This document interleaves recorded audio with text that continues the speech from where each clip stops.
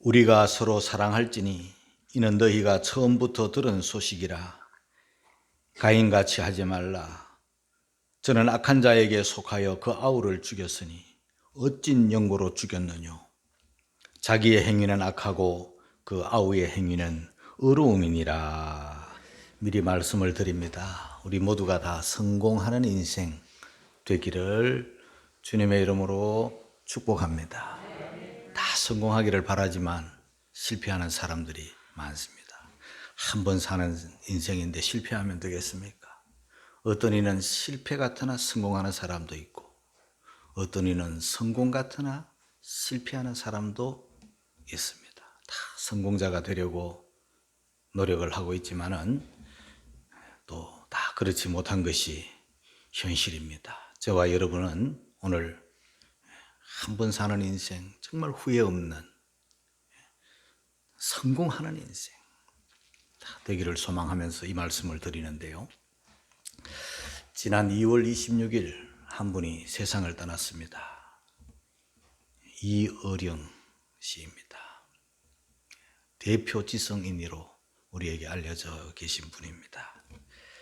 초대 문화부 장관이기도 했고, 작가이고 소설가이고 평론가이고 이화여대 교수님이었고, 또 귀한 명예 석좌 교수로 계시던 교수님이 조용히 세상을 떠났습니다. 병원에서 세상을 떠나기보다 집에서 서재실에서 가고 싶다고 했습니다. 그냥 그대로 서재실에서 88세 일기로 세상을 떠났습니다. 세상을 떠나기 전 15년 전 73세에 예수님을 믿었습니다. 여러분, 73세 나이에 인문학 교수가 예수 믿기가 어려울 텐데, 그 딸 이민아 목사님의 전도를 받고 예수님을 믿었어요. 축복이죠. 그로부터 15년간 주 안에서 사셨고, 말씀 안에서 사셨고, 은혜 안에서 사셨고, 지성에서 영성으로라는 아주 귀한 크리스찬의 삶을 책으로 남기기도 했습니다. 그가 세상을 떠나기 전부터 한 1년 전 그의 제자인 김지수와의 1년 인터뷰 16번의 인터뷰가 책으로 출판이 되었습니다.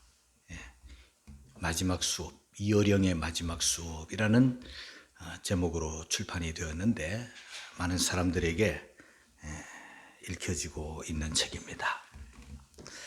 이분은 그 책에서 이런 말을 했습니다. 나는 존경을 받기는 했으나 사랑받지는 못했다.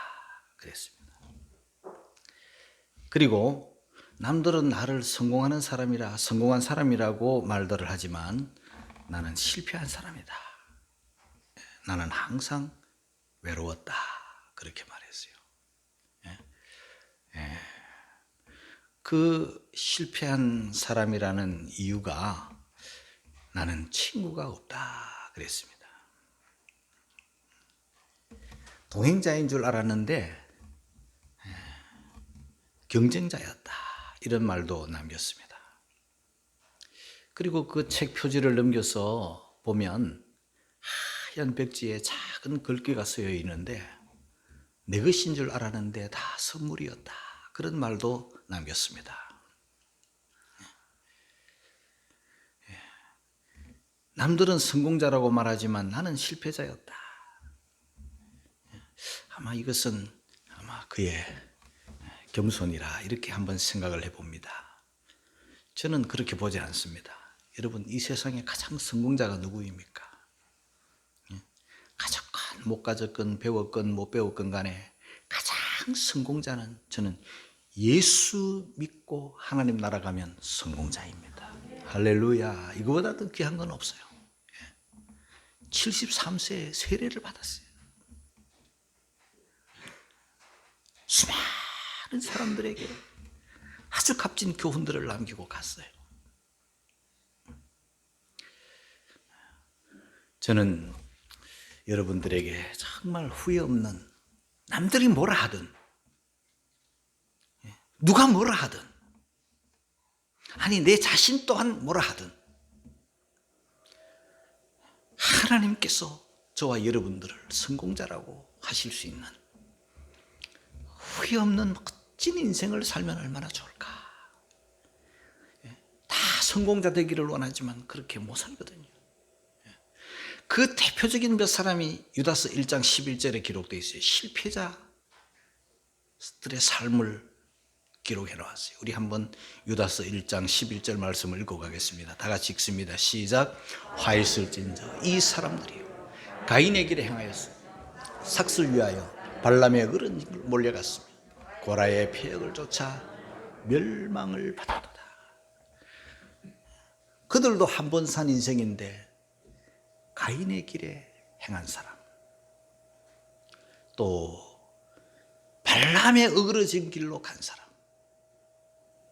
그리고 고라의 폐역을 쫓아간 사람,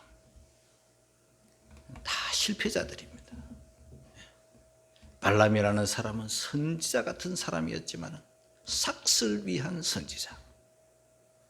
고라 같은 사람들은 굉장한 지위와 굉장한 신분과 굉장한 위치에 있었던 사람이지만 권위에 도전하다가 망해버린 자.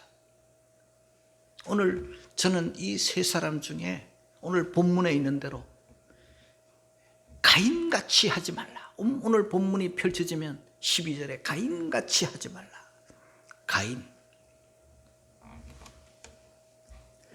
가인 하면 여러분 떠오르는 생각이 뭡니까? 살인자, 아우를 죽인 살인자, 형제를 돌로 쳐 죽인 살인자, 최초의 살인자, 불명예입니다.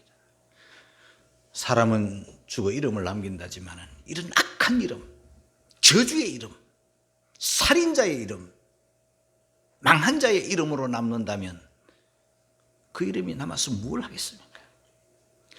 저와 여러분들은 이 땅 살아가면서 정말 아름다운 이름, 귀한 이름, 복된 이름, 복된 삶을 남기고 하나님께로 가는 그런 성도들이 되어야 될 것입니다. 그러면 왜 가인이 실패했는가?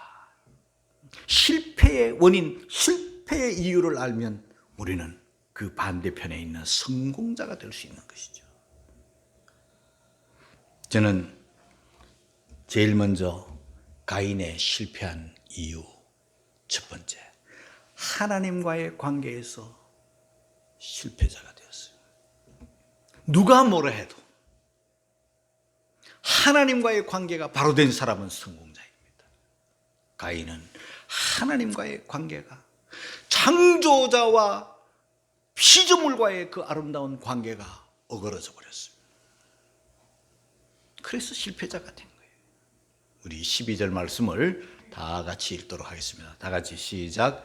가인같이 하지 말라. 저는 악한 자에게서 그 아우를 죽였으니 어찐 용고로 죽였느냐? 자기의 행위는 악하고 그 아이의 행위는 의로움이니라. 여러분, 하나님과의 관계, 피조물이 하나님과의 관계에서 가장 바른 아름다운 모습은 예배로 나타납니다. 하나님과의 바른 관계가 된 사람은 예배가 아름답습니다. 당연히 하나님 앞에 바른 예배자가 됩니다. 그런데 가인은 그 예배에서 실패하는 거예요. 예배를 소홀히 여기는 거예요. 예배를 가벼이 여기는 거예요. 한마디로 말해서 예배를 자기 마음대로 해버리고 마는 거예요. 여러분, 예배 안 드린 게 아니에요. 가인도 예배를 드렸고 아벨도 예배를 드렸지만 예배는 하나님이 받으시는 예배를 드려야 되는 거예요.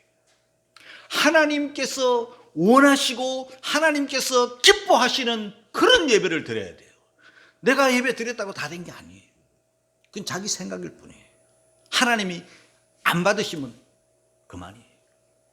그러므로 예배는 하나님이 받으시는 예배, 하나님께서 원하시는 예배, 하나님께서 기뻐하시는 예배, 구약적인 용어로 흠양하시는 예배, 그런 예배자가 되시기를 주님의 이름으로 축복합니다. 그러니까 인생의 성공, 실패는 다른 데 있는 게 아니에요. 예배에 있어요.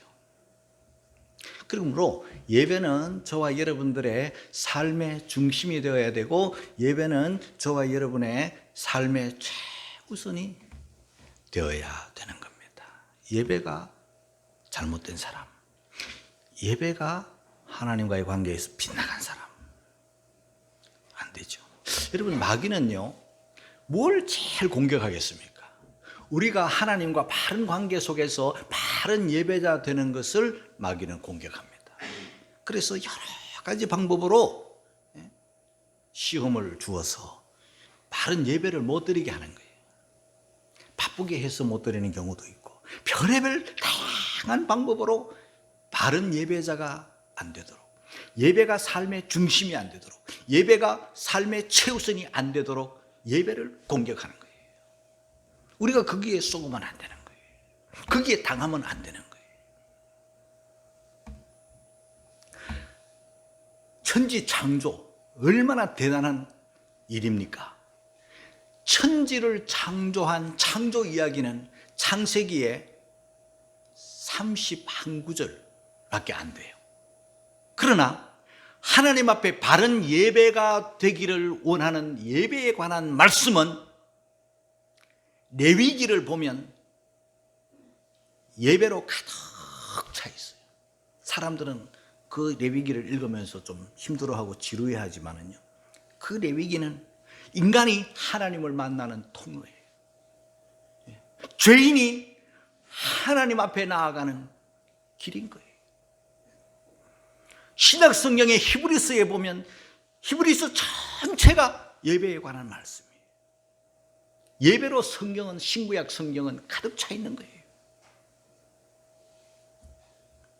하나님은 누구를 찾으시나?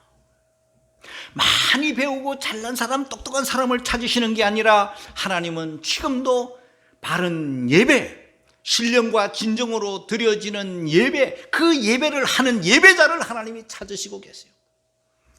요한복음 4장 23절 같이 읽겠습니다. 다 같이 시작. 아버지께 참으로 예배하는 자들은 신령과 진정으로 예배할 때가 오나니 곧 이때라. 아버지께서는 이렇게 자기에게 예배하는 자들을 찾으시느니라. 하나님은 예배하는 자를 찾으시고 지금도 예배하는 자에게 관심을 두시고 예배하는 자들을 소중히 여기시고 예배하는 자들을 사랑하시는 하나님이세요. 그 예배가 하나님 앞에서 빗나가 있으면 예배를 소홀히, 예배를 등한히 여기면 안 되는 거예요. 그리고 예배 중에도 우리가 다 드리잖아요. 헌금도 드리고 기도도 드리고 찬송도 드리고 다 드리는데 하나님께서 예배를 드리는 자에게 주시는 은총, 그게 뭔가 하면은 하나님의 말씀과 하나님의 성령을 부어주시는 거예요. 하나님의 말씀, 예배의 중심은 하나님의 말씀이에요. 마틴 로이드 존스라고 하는 이 목사님은요, 영국 교회가 어두워지고 영국 교회가 몰락한, 타락한 원인 무언가를 말씀해 주었어요. 그게 뭔가 하면요, 예배당을 가만히 들여다보면 이 영국 교회가 쇠퇴하고 몰락해가는 과정을 보면은 예배의 중심에 설교자가 하나님의 말씀을 증거하는 이 강단이 자꾸만 옆으로, 자꾸 이렇게 강대상 옆으로 간다는 게 뭐냐면 다른 프로그램을 하기 위해서 설교를 자꾸 이렇게 등한히 여기는, 옆으로 몰아버리는 거예요. 그 설교의 시간은 기네 뭐네 하면서 자꾸 줄이고 설교의 중심은 무너지고 다른 프로그램이 교회 안에 들어오는 거예요. 그러니까 사람들은 새로운 거다, 신선한 거다, 아 멋지다, 아름답다 하면서 예배 보는 사람이 된 거예요. 예배를 드리기보다 예배를 구경하기 시작했고, 예배를 하나님께 영광 돌리기보다 자기의 즐거움으로 삼아버렸어요. 처음은 좋았어요. 처음은 멋졌어요. 그러나 세월이 지나는 순간 예배가 소홀히 되고 말씀을 소홀히 여기는 과정 속에서 영국 교회가 몰락하고, 영국 교회가 몰락하니 영국 자체가 무너지는 거예요. 어두워지는 거예요. 여러분, 메이플라워를 타고 청교도들이 저 영국을 떠나서, 몰락하는 영국을 떠나서, 예배가 어두워진 영국을 떠나서 신앙의 자유를 찾아 대서양을 건너 미국 땅으로 온 이 청교도들의 삶을 보면은요, 그는 하나님 앞에 바른 신앙, 바른 예배를 위해서 바다에 몸을 던지는 거예요. 대서양을 건너고 미국 땅으로 들어오는 거예요. 한마디로 말해서 예배의 생명을 건 사람들이에요. 신앙의 자유, 예배의 자유를 찾았어. 하나님 앞에 마음껏 예배하기 위해서 그들은 떠난 거예요.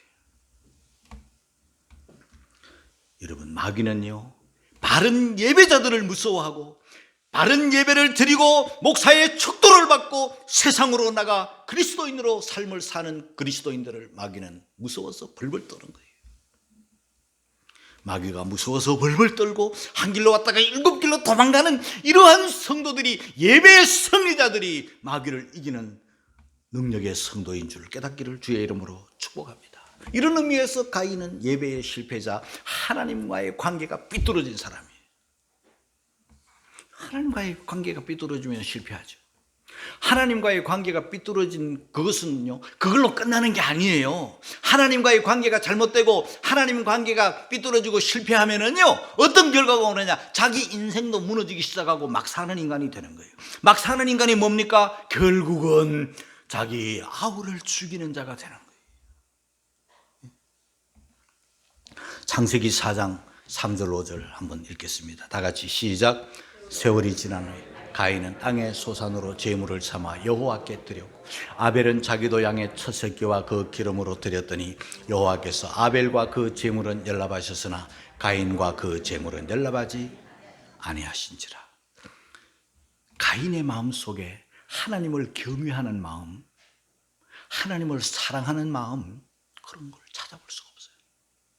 우리가 이 땅을 살아가면서 가장 복받을 마음, 복받은 마음이 누구냐 하면은요, 하나님을 귀하게 여기고 하나님을 사랑하고 하나님을 경외하고 그 말씀을 귀하게 여기는 그 사람들은요, 하나님 앞에 복받을 사람이에요. 이미 복을 받은 사람이에요. 그러나 가인은 예배를 드리는 모습 속에서 하나님을 사랑하는 마음, 하나님을 신뢰하는 마음, 하나님을 경외하는 마음이 상실된 채로 예배를 드렸기 때문에 하나님은 가인과 그 제물은 연락하지 않았다는 거예요. 그러나 하나님을 사랑하고 하나님을 신뢰하고 하나님을 경외하는 아벨의 예배는 하나님은, 아벨과 그 제물은 받으시는 거예요. 그 예배가 실패하면 삶이 무질서해지고 삶이 막 그냥 흔들려 버리는 거예요. 그러면서 아우를 죽이는데, 아우를 죽이면 왜 아우를 죽이게 되는가가 중요한 거예요. 우리 요한일서 3장 12절, 우리 한번 오늘 본문이죠, 그 앞에 한번 이런 말씀이 있어요. 우리 한번 더 읽어보겠습니다. 시작. 가인같이 하지 말. 저는 악한 자에게 속하여 그 아우를 죽였으니 그랬죠. 여러분, 아우를 죽였어요. 살인자가 되었어요. 그런데 아우를 왜 죽였는가? 그 이유가 나와 있죠. 악한 자에게 속하여. 여러분, 우리가 하나님께 속하지 않으면 하나님께 속하지 않은 것으로 끝나는 게 아니에요. 악한 자에게 속하게 되는 거예요. 악한 자가 누구입니까, 여러분? 악한 자는 원수 마귀에게 속한 자가 되는 거예요. 아우를 죽인 행위는 악한 자에게 속한 증거로서 나타난 행위인 거예요. 얼마나 무서운 겁니까? 우리는 악한 자에게 속하지 않으면 하나님께 속한 자예요. 하나님께 속한 자가 아니면 악한 자에게 속한 자예요. 이것도 저것도 안 될 것 같죠? 아니에요. 그런 건 없어요. 우리가 하나님과의 관계가 멀어지고 하나님과 속하지 않는 순간 악한 자에게 속하고, 악한 자에게 속한 결과 삶이 무너지면서 아우를 아우로 보지 못해요. 그냥 죽여버리는 거예요. 악한 자에게 속한 증거로 이런 행동이 나타나는 거예요. 그리고 아우를 왜 죽였는가? 그 이유가 12절 후반에 나타나 있죠. 어찐 연고로 죽였느냐? 자기의 행위는 악하고 그 아우의 행위는 의로움이니라. 여러분, 이런 말씀 보세요. 자기 행위가 악하면 의로운 행위를 본받아야 될 건데 전혀 본받을 생각 없습니다. 그냥 악함에 악함을 더해버리는 거예요. 무서운 결과가 나타나는 겁니다. 그래서 하나님 관계에서 실패하면은요, 어쩔 수 없이 그걸로 끝나면 되는 게 아니에요. 인간관계에서도 또 실패하는 거예요. 살인자가 되는 거예요. 이 살인자가 되는데 하나님 관계에 떠나서 인간관계에서 실패하는 이 살인자가 되는 이 과정 속에서 나타나는 게 뭔가? 여러분 자신을 한번 돌아보면서 또 다른 사람들의 삶을 돌아보면서 한번 봐야 됩니다. 그 첫째가 바로 미움이라는 거예요. 여러분, 우리가 옛날 예수님을 알기 전, 예수님을 믿기 전 우리가 악한 자에게 속해 있을 때는, 옛 사람일 때는 뭐 미움을 가지고 있었고 뭐 그게 미움이 뭔지도 모르고 그냥 살았어요. 그러나 저와 여러분들은 새 사람이 된 거예요. 성령으로 거듭나 하나님의 사람이 된 거예요. 하나님의 사람이 된 사람들은 당연히 있어야 될 게 뭐냐 하면 사랑이에요. 사랑. 하나님을 닮은 모습이 나타나는, 삶 속에 나타나는 거예요. 근데 가인 보세요. 악한 자에게 속해서 그 속에 뭐가 있어요? 미움이 가득한 거예요. 누구를 미워합니까? 미워하지 말아야 될 아우를 미워하는 거예요. 행위가 의로운 아벨을 미워하는 거예요. 그게 가인의 삶이고 가인의 후예들의 삶이고 이 땅의 악한 자들의 삶이에요. 이 세상 끝날까지 이런 일들은 계속 있는 거예요. 여러분들에게 말씀을 드립니다. 지금도 그 누군가가 밉다면 나를 사랑해 주는 사람만 사랑하고 나를 아프게 하고 힘들게 하고 손해 끼치고 울게 하고 그런 사람들은 그러면 미워한다. 그건 불신자의 행위예요. 우리는 원수까지라도 사랑할 수 있는, 내 삶에 어떤 누구도 밉지 않는, 미움을 가지지 않는, 그래서 작은 미움이라도 우리 속에 일어난다면 이건 절대 하나님으로부터 온 것이 아니니 그건 회개해야 되는 거예요. 사랑하는 성도 여러분, 어떤 누구도 원수까지라도 사랑해야 될 우리가 형제를, 이웃을, 그 누구를 미워하면 안 되겠죠. 어떤 사람은 목사를 미워. 그건 큰일 날 일이죠. 목사는 여러분을 사랑하고 여러분을 위해서 존재하는 하나님의 종인데 나를 미워하면 되겠어요. 우리 교회는 그런 사람 없고 저쪽에는 그런 사람이 있는 거예요. 여러분, 형제를 미워하면 안 되죠. 원수로도 미워하면 안 돼요. 미운 사람이 없기를, 미운 마음, 미운 생각이 여러분 마음에서 떠나가기를 주의 이름으로 축복합니다. 그건 하나님으로 온 것이 아니기 때문에 가지고 있을 아무런 필요가 없는 거예요. 그 다음에 시기심. 이 시기심 또한 죄악된 본성이고 악한 자에게 속한 증거물이에요. 시기. 이 시기는요, 다른 사람과 비교해서, 가인 혼자 있을 때는 뭐 시기가 일어날 일이 없겠죠. 그런데 아벨이 잘 되는 거예요. 아벨이 하나님 앞에 사랑받는 거예요. 아벨이 등장하면서 그만 시기심이 아우에 대해서 막 일어나는 거예요. 이 사울의 시기심하고 비슷하죠. 아주 무서운 시기심이 막 일어나는 거예요. 이 시기심 또한 죄악된 본성이고 악한 자에게 속한 증거물이에요. 그러므로 우리가 이 땅에 살면서 어떤 누구에게라도 비교하지 마시고 사랑해야 될 사람이지 시기해야 될 사람들이 아니에요. 교회 안에서도 마찬가지예요. 저 사람이 막 인정받고 저 사람이 높아지고 저 사람이 사랑받고 그러면 막 시기심이 일어나가지고 미워하고. 여러분, 미움과 시기심은요 살인이에요. 꼭 죽여야 살인이 아니고 그것도 살인이지만은 그 시기심, 미움이 뭡니까 여러분? 저거 없어졌으면 좋겠다. 저거 망했으면, 저거 죽었으면 좋겠다는 그 마음 똑같은 거예요. 시기심. 이거 보통 사람들은 그게 뭐 큰 죄악인지 모르고 그냥 살아가는 거예요. 그러나 내 마음속에 작은 시기심이라도 있다면 그것은 하나님으로부터 온 게 아니에요.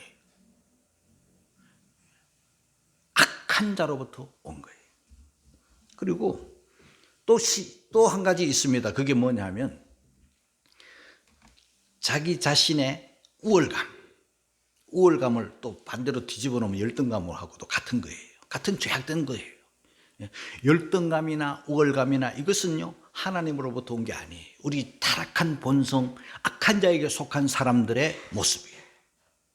그 백인들의 우월감 보세요. 자기 백인들이 아니면 다 유색인종으로 전시하고 그러는 거예요. 우리 동양인들이, 한국 사람들이 미국에서 그 백인들 사회에서 테러를 당하고 폭력을 당하고 있는 그런 모습들도 현실이죠. 지금도 여전히 이런 우월주의, 우월감. 그 개인 우월감도 있고요. 그 민족 우월감도 있어요. 하나님은 유대인들을 사랑하신 것은 맞아요. 그러나 유대인들은 하나님의 그 사랑을 받고 하나님을 예배하고 사람들을 귀하게 여기고 하나님을 증거하는, 섬기는 그런 사람이 되어야 되는데 사랑받는다는 이유 때문에 우월감을 가졌어요. 이것도 죄악된 본성이에요. 독일인들도 우월감을 가지고 있어요. 이 게르만 민족이 최고라는 거예요. 그래서 유대인들을 막 다 죽이는 거예요. 너희들이 우리보다 우월하다고 천만에 하면 다 죽이는 거예요. 이게 무서운 사상들이에요. 그러면 우리 한국인들은 우월감이 없는가? 아니에요. 우월감은 뒤집어 놓으면 열등감이라 그랬죠. 우리 한국도요, 우리 민족도요, 뭐 자랑할 건 없어요. 내놓을 건 없어요. 어느 민족이나 마찬가지예요. 이 중국인들도 마찬가지예요. 이 중화사상이라고 자기들이 뭐 대단한 줄 알아요. 우리 민족은 얼마나 우월감이 강한가. 이건 열등감에서 나타나는 증세인데요. 그 옛날에 서양 사람들이 한국에 들어왔을 때 다 그 사람들이 뭐 우리보다 못한 게 뭐가 있어요. 그런데 이 열등감의 표현으로 밀리지 않으려고 서양 사람들을 다 그냥 한마디로 싸그리 그냥 양놈이라고 무시해버렸어요. 양놈, 놈자를 확 붙여버려요. 중국 사람들이 오면은요 한마디로 그냥 떼놈 이러고요. 일본 사람들이 확 밀려오면 다 외놈, 그냥 놈자를 확 붙여가지고 그냥 민족 자체를 그냥 확 없인 여겨버려요. 이거요 우월감인데 알고 보면 열등감이에요. 다 비교해서 나오는 죄악된 본성 안에 나타나는 개인적 혹은 민족적 이런 우월감. 이거 굉장히 무서운 겁니다. 이런 의식에서 전쟁이 나는 거예요. 코로나19에 오미크론이 확산이 돼가지고 온 세계가 진통을 하는데 저 러시아 보세요. 푸틴 보세요. 전쟁을 하는 거예요. 지금 전쟁할 때입니까?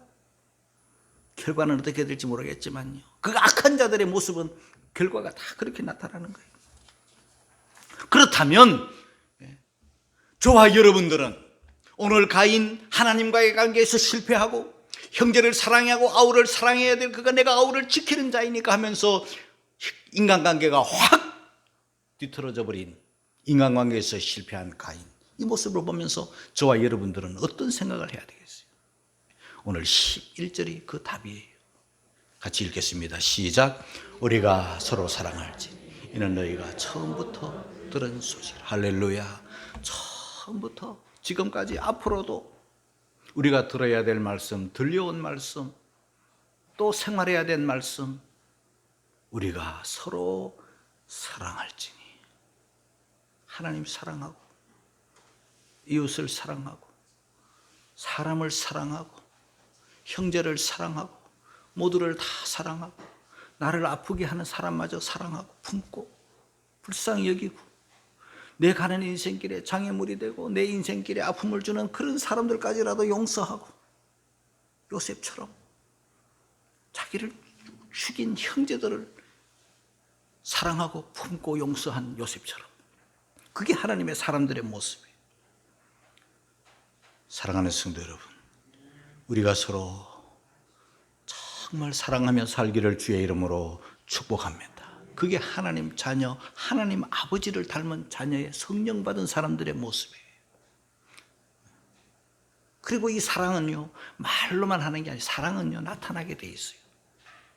사랑은 반드시 나타나게 돼 있어요.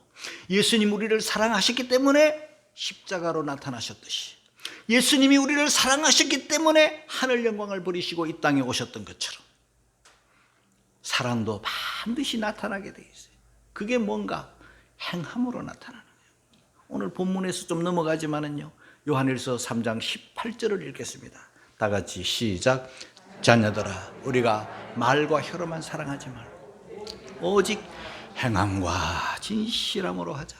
바리새인들은 마태복음 23장 3절 이하를 보면은요, 말로만 했어요. 행동을 하지 않았어요. 말로만 하는 거는요, 그거는 하나만 해요. 중요한 것은 말과 행동. 말과 행동. 행위는 그들의 따르지 않는 그들의 바리새인들의 행함은 본받지 말라. 그러나 저들이 말하는 거는 말은 잘했으니까 그 말은 지키라. 그리고 중요한 것은 말과 행동이 일치해야 되는 거예요. 사랑. 후반에 보니까 18절 후반에 보니까 오직 행함과 진실함. 사랑하는 성도 여러분, 우리는 이 연초에, 이 사순절 첫째 주일에 하나님과의 관계에서 예배가 바로 돼요. 예배를 귀하게 여기고 그 예배 중에도 하나님의 말씀을 소중하게 여기고, 그리고 형제를, 이웃을, 교우들을 사랑하고, 그것도 말로만 아닌 행함으로, 진실함으로 사랑하는. 좋은 나무마다 좋은 열매를 맺잖아요. 우리는 좋은 나무, 예수님 나무에 속한, 예수님께 접붙임을 받은 우리들이니 선한 열매, 아름다운 열매, 좋은 열매를 맺어야 되지 않겠어요? 그게 사랑의 열매. 하나님과의 관계에서 예배, 사람과의 관계에서 사랑. 이것으로 저와 여러분들이 하나님으로부터 복을 받는 성공적, 후회 없는 멋진 인생, 성공하는 인생의 주인공들이 다 되시기를 주님의 이름으로 축원합니다.